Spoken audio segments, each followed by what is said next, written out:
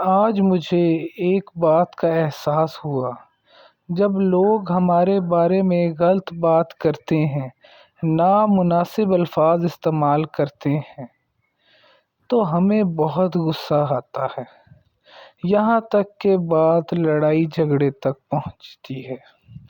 ہمیں غصہ اس لیے آتا ہے کہ ہمیں ان لوگوں پر یہ مان ہوتا ہے کہ وہ ہمارے بارے میں کچھ غلط نہیں کہہ سکتے۔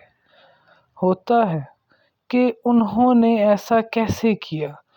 اگر ہم غور کریں تو ہمارا غصہ کرنا نہیں بنتا، کیونکہ لوگ ہمارے بارے میں ایسی بات کرتے ہیں، اس کا مطلب ان کا ظرف اتنا ہی ہے۔